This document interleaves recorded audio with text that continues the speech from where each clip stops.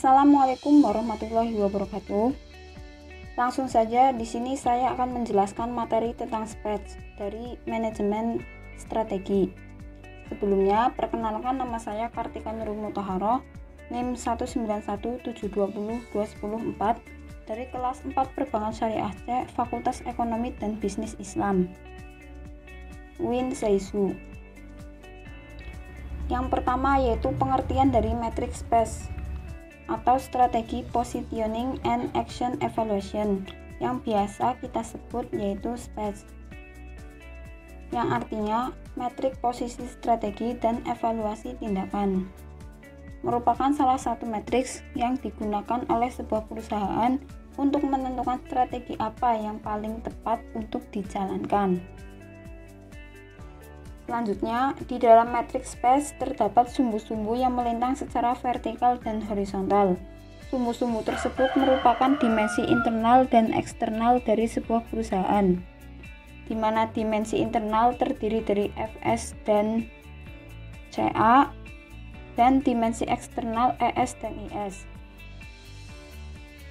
Pengertian dari FS yaitu FS adalah kekuatan keuangan, dengan contoh itu seperti arus kas, likuiditas perusahaan, dan lain-lain. Nilainya itu berupa angka 1 terburuk sampai 6 terbaik. Yang kedua itu adalah CA, kompetitif, keunggulan kompetitif. Contohnya yaitu pangsa pasar, kualitas produk, dan lain-lain. Nilainya itu dari negatif 1 sampai negatif 6. Yang ketiga yaitu ES, stabilitas lingkungan. Contohnya itu perkembangan teknologi, jarak harga produk dengan pesaing, halangan keluar masuk pasar. Nilainya itu negatif 1 sampai negatif 6. Yang keempat IS, kekuatan industri. Dengan contoh potensial keuntungan, stabilitas keuntungan, produktivitas. Nilainya itu 1 sampai 6. Nah, dalam matriks terdapat 4 kerangka kuadran yang dapat membentuk kuadran mana yang paling sesuai dengan organisasi tersebut. Yang pertama itu agresif. Perusahaan berada pada posisi yang baik, mengambil peluang, mengatasi kelemahan, dan menghindari ancaman.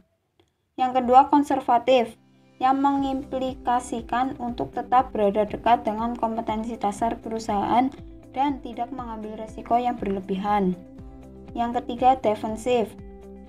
Seharusnya perusahaan berfokus pada memperbaiki kelemahan internal dan menghindari ancaman eksternal. Yang keempat kompetitif, yaitu mencakup integrasi ke belakang, ke depan, dan horizontal, penetrasi pasar, pengembangan pasar, dan joint venture. Selanjutnya yaitu cara perhitungan matriks. Yang pertama itu tentukan strategi internal dan eksternal, di mana di dalamnya terdapat sumbu-sumbu yang sudah dijelaskan tadi. Yang tadi adalah FS, CA, ES, dan IS.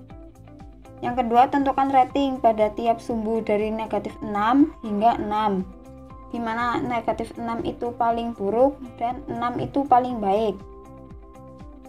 Setelah itu jumlahkan per sumbu. Lalu rata-rata per masing-masing sumbu. Selanjutnya perhitungan pada sumbu X dan sumbu Y.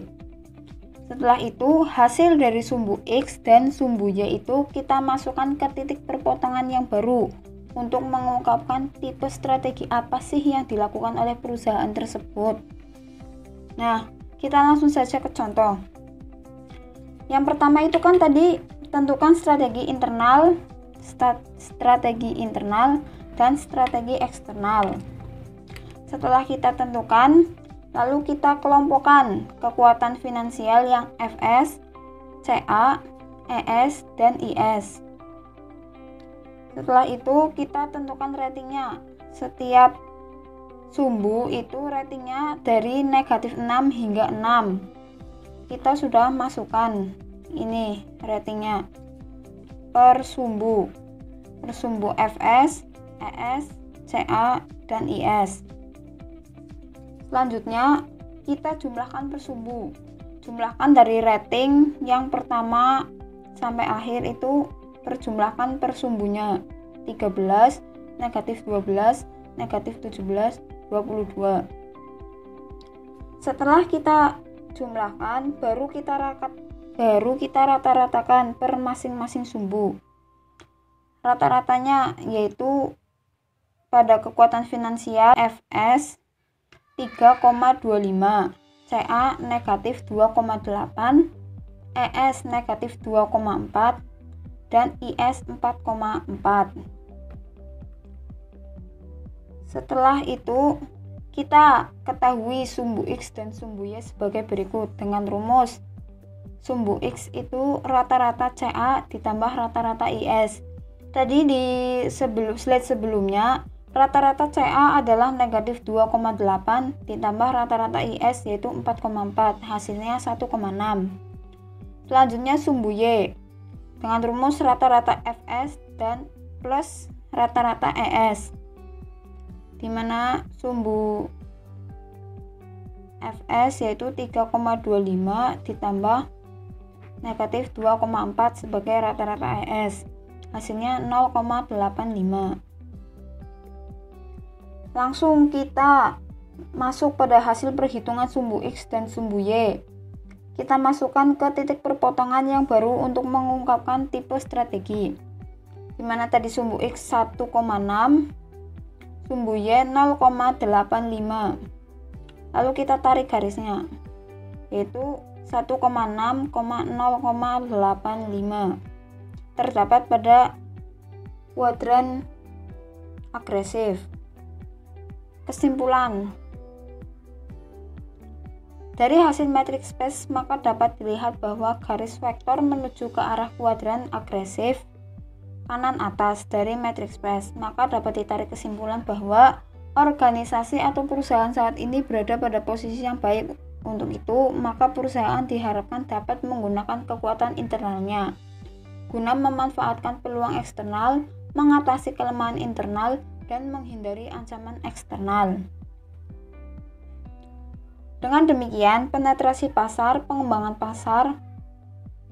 pengembangan produk, integrasi ke belakang, integrasi ke depan, integrasi horizontal, diversifikasi konglomerat, dan lain-lain bisa layak digunakan tergantung pada kondisi spesifik yang dihadapi perusahaan.